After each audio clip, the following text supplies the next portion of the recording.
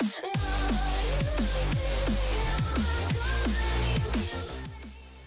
guys, Huzzy here bringing you another video. Now this is episode 0 of the Gold to Platinum series, and this is basically an overview. So above me you can see every single episode of the first 12. Later on I'll swap it over to the later 12.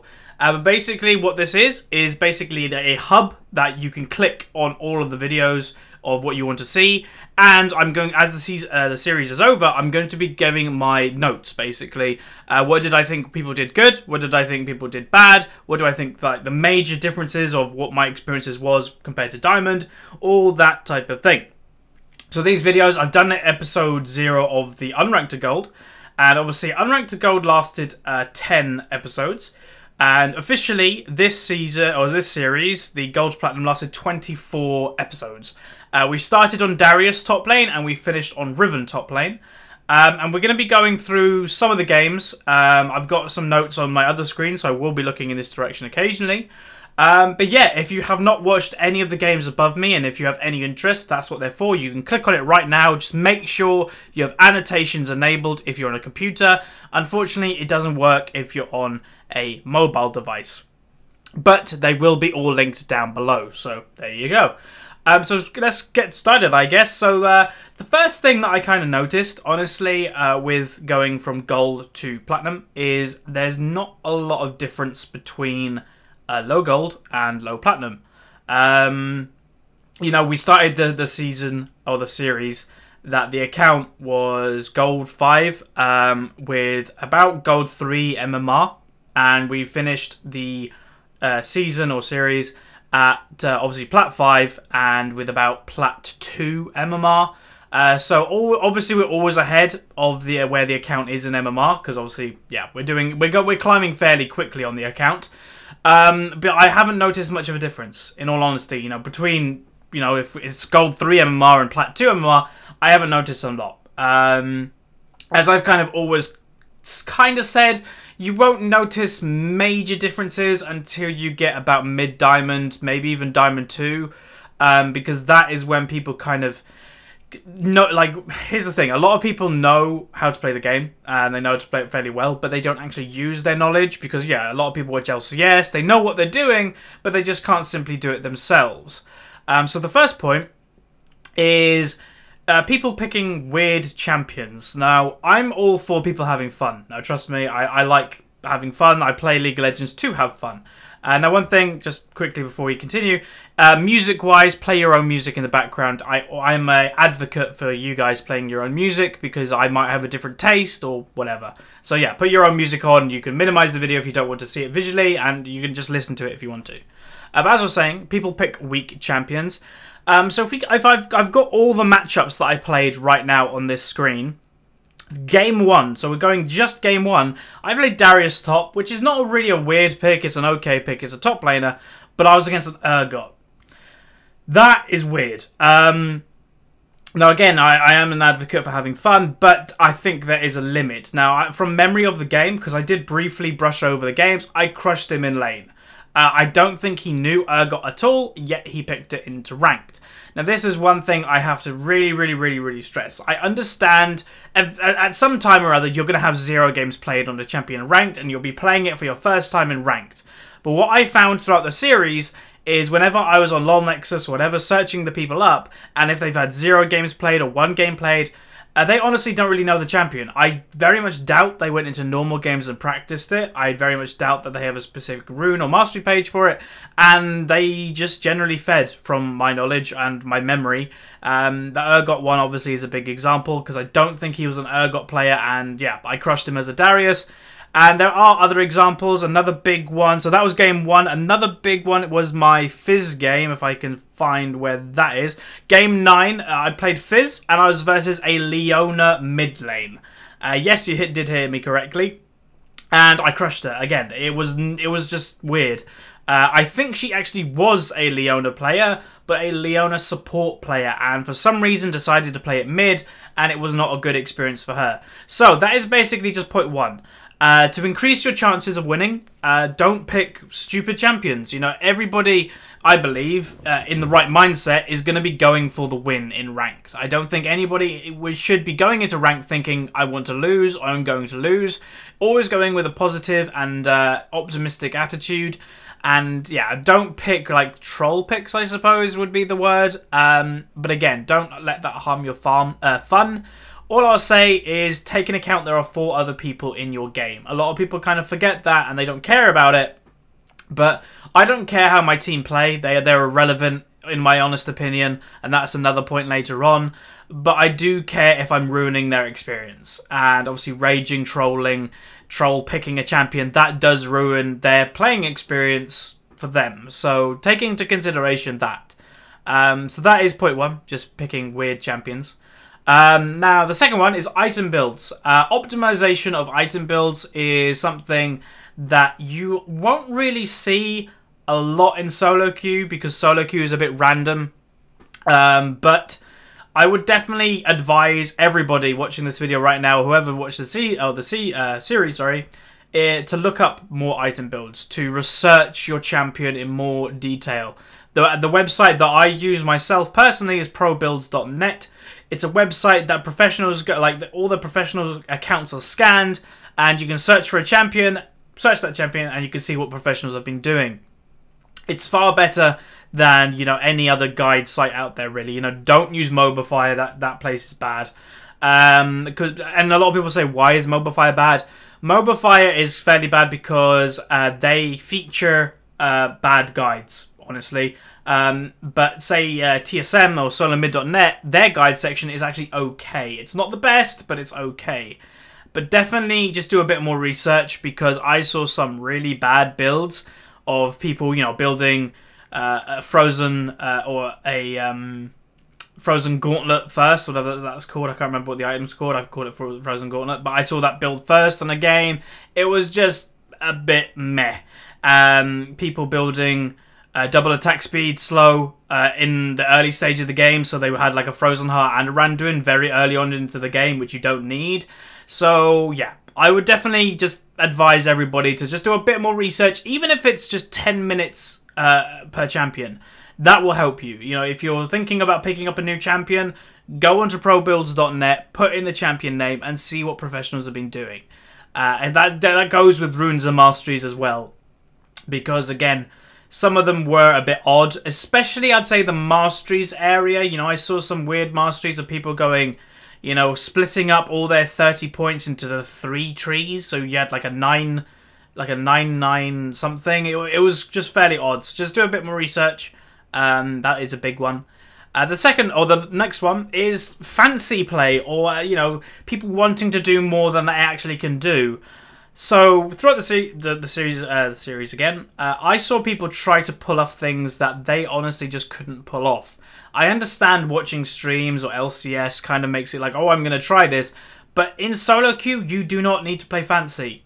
Literally, you know, in Diamond, where I am Diamond 2 right now, you may see the occasional flashy play, but it's not every game. It's maybe 1 in 5 that you go, whoa, that was a good play. And if it's a good play, that might be 1 play a game. Down in this kind of rating, people try to do a little bit more than they can actually pull off, and there's no point, honestly. You know, I've you know, Jarvan's coming in, flanking behind, looking for an ultimate, but just simply gets killed for no reason. Again, that's positioning, but, you know, just play basic. You know, if you're a jungler, yeah, flanking is always a good idea, but there's nothing beats just staying with your team. You know, just being that tank in front of your team, engaging when you're needed, and that's it. You don't need to do any flanking play. You don't need to do anything special, especially the lower rated you are. You know, basic play is good. You know, if you're playing as a basic player and, you know, someone does a flashy play and mucks up, then just counter their mistake. So definitely don't do anything like fancy, because there's no point. Again, you know, I'd say I only see a fancy play in Diamond 2 in about 1 in 5 games. So yeah. Now the next one is linked to this is decision making. So decision making I found fairly poor in most of these games.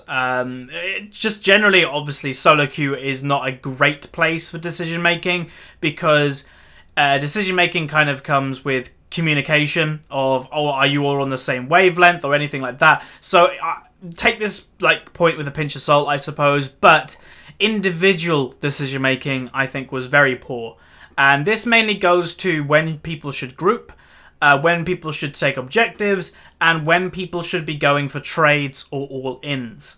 Especially in my experience in the top lane that I played majority in this series, is a lot of people went for all-ins on me, and they simply just died because they don't know the limit of their champion. Where someone like me, I've done research, I've played a lot of the game, I do know the limits of the champion in most cases. I do know if I play the match or the fight correctly that I probably will come out on top, and if I don't know this, I'll just simply run away.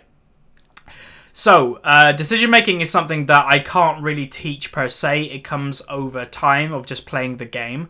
But grouping wise, it's just a tip. If the enemy is grouping and they're taking objectives, they're taking turrets, you shouldn't, like say bot lane, you guys shouldn't be still in bot lane farming. You should be helping your team because you're losing so much global map pressure, you're losing so much global gold, then, you know, you farming in bot lane really isn't worth it. I think there was multiple games that say the enemy grouped 5 mid. You know, I came down to top lane from to mid, and then the mid lane of that, and the jungle was there, but bot lane was still there farming, and we were trying to deal with 5 mid. Yeah, grouping is always an important thing. That's kind of how you win solo queue. Obviously, there is split push, but I'd say 90% of games won is from team fight and grouping, or grouping and picking people off individually that are not grouping. So yeah, grouping is very important. Don't underestimate how much that means. And objective control. So objective control, basically it's like this. In Diamond, you will see, and well, LCS, right, or Challenger Series, you'll see the first dragon being contested about the 10-minute mark. In solo queue, you'll probably see the first dragon being contested about the 15-minute mark or so, maybe 13 minutes, a little bit later. In these games, very often, it was about the 18-minute mark. It was very late into the game that nobody wanted to do dragon. Everybody was just so focused on farming that, you know, it delayed the game a lot. Which you should take advantage of. You know, I didn't jungle a lot in these games. That's one thing to say. In the upcoming season, or I keep saying season, upcoming series of Plat to Diamond, I will be jungling quite a bit. And what you'll see me be doing is forcing them early dragons because people are simply not used to it in solo queue. You can nick an early dragon and then boom, you're like ahead by about 1.2k gold in the early game. So yeah, definitely objective control is important, and buff control as well. Many times, sorry, I said that too many times. But junglers, I'm talking to you guys, you leave your buffs up for too long. Time them. Riot has made the game easy for you. You press tab, you look up at the top of the screen, and you have your timers there for you. I keep saying that word. I saw, say, red buff or blue buff stay up for about 2 minutes before it was taken again. That's bad. Don't. Because you're not optimizing the time needed or the time for the buff, like, throughout the game. You know, if you do the first buff on time, it will respawn about 7 minutes, 10 seconds. You go do wolves, then do the other buff. You're looking about 8:40 or a 7:40, 50, depending how quick your clear time is. Sometimes a little bit later, maybe about an 8:10.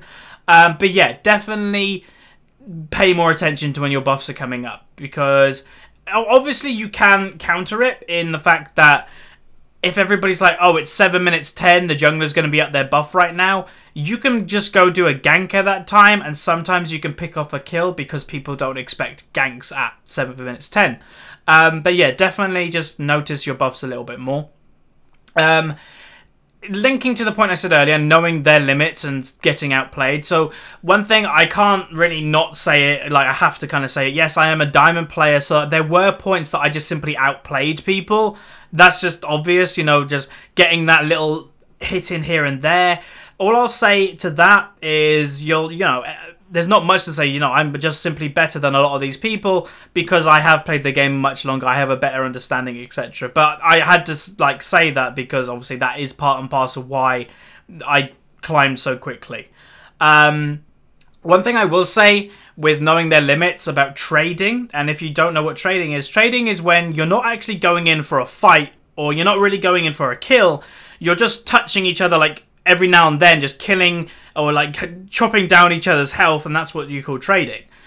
So, I'd say the trading, especially the top lane games I play, people were fairly poor at it. What you'll see me doing is you'll do a spell and I'll get a couple auto attacks in extra where they won't. They won't get them couple of auto attacks in, which is a lot. You know, them couple of auto attacks is 100 health in the early game. So that 100 health could mean everything, especially in an all-in.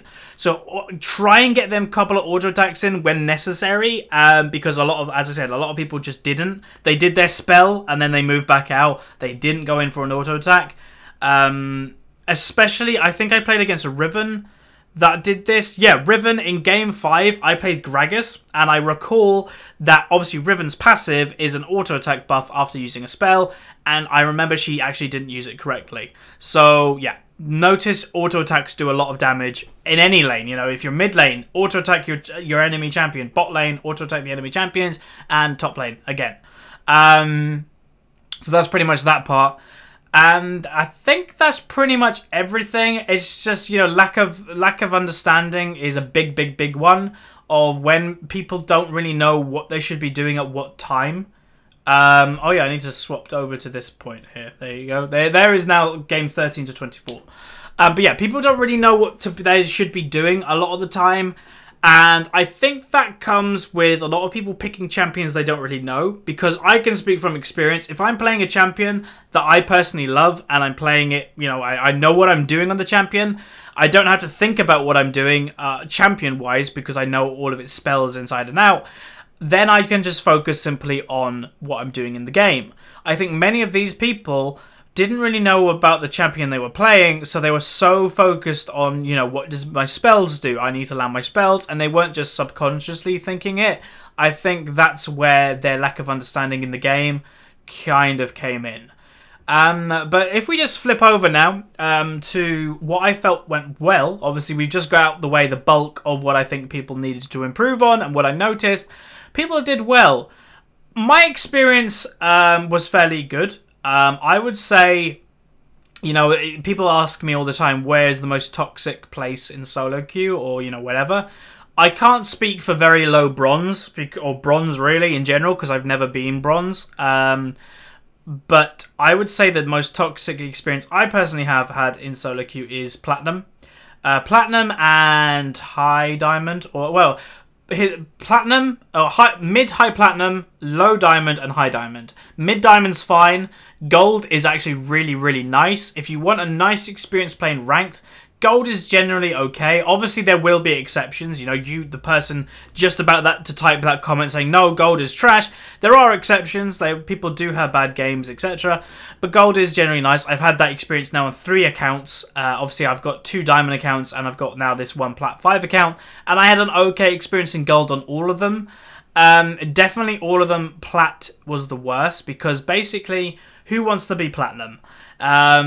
Gold, let's just go on the rewards. Gold has actually a really nice border, you know, for your profile and the loading screen. Diamond obviously has a very nice one. Platinum has a really ugly one. So nobody wants to be Platinum. Everybody that is Platinum wants to be Diamond, and they usually try to get there any way possible. And that, you know, by flaming, etc. So my experience in this whole series was nice. I didn't really come across many rages. If I did, I think, you know, they just shut up or I muted them. And it was fine. You know, it was good. I will say that, again, if you are finding that you may be going on tilt or whatever because of a rager in your game, there is a mute button. Too many people don't use that mute button where it's there for you to use. So yeah, definitely use it. But it was an okay experience. I had a fine experience playing in Gold. Now Platinum, I'm not really looking forward to it, as again, I do remember Platinum being quite toxic, but again, we will be doing the series soon. But yeah, for the people that played their own champions, so the people that were comfortable in their champions, played the champions, they did fine. They did really good. I remember seeing some very good plays. I recall, I don't remember what game it was, but there was a duo queue bot lane. I think it was a Jinx Leona. I don't remember what game because I don't have every champion written down. But they played very well. I remember them. There were just, you know, individuals that did well. I would probably say maybe about 5 of my victories, if I wasn't there, I think my team still probably would have won easily. There were obviously games that if I wasn't there, we would have lost, but that's just the way solo queue works, and that's, I kind of guess, why people don't really like Smurfs. It's like, yeah, if you weren't there, your team would have lost. It's like, yeah. But saying that, we obviously did have losses as well. So one thing I will kind of say now, and get this out of the way, in the Platinum to Diamond series, I will be taking it a lot more seriously. So if we actually just look through the list, so Darius, I don't play really Darius. Katarina, Fizz, I don't play them champions. You know, I don't really play mid laners that much. Obviously, I play them a little bit. But yeah, there's a few champions here that I personally don't really play, but I played them only for the series because people wanted me to play them. That won't be happening in the Platinum to Diamond. As obviously the game is getting harder, the higher rated I'm going to have to take it a bit more seriously and play champions that I'm good at. So you'll definitely be seeing the likes of Kha'Zix jungle, Lee Sin jungle, Vi, Jarvan, and then top lane you'll probably see like, Rengar jungle. And then your top lane, you'll probably see, you know, Relia, Nidalee, Gnar, Maokai, Lulu. Mid lane, you'll probably see Orianna, Ahri, Syndra, probably that's it. And then AD carry, Tristana, Lucian, and something, I don't know what else. And then support, you'll probably see Thresh, Braum, well, pretty much any support. But yeah, I'll be taking it a lot more seriously, as I will say, and this is another piece of advice. Play the champions you know, because it's so much easier. I remember the Fizz and Katarina game. I think I won both of them, but I really didn't play well. You know, I think there were 2 games there that I actually got a bit carried. And yeah, I wish I didn't play them games. I wish I played something that I actually know, because I'm putting my own team and myself at a disadvantage compared if I'd played something that I actually know. So yeah, pick something you know. If you don't know it and you want to pick it up, don't pick it in ranked. Go play normal. Go play at least 10 games of normal before you play anything in ranked. That is my personal opinion on the matter. And even 10 games won't really teach you the champion. But yeah, that's pretty much it. So, this has been this series. If I have missed anything and if you have any questions, feel free to put them in the comment section below. But again, everything was linked above me in this video. This was more of like a podcasty video that you just simply had to listen to more than anything else. And that's this series. So thanks very much for watching. This has been Gold to Platinum, and Platinum to Diamond will be coming soon. So anyway, thanks for watching and listening, and that's it. So anyway, thanks again, and I'll see you guys next time. So goodbye.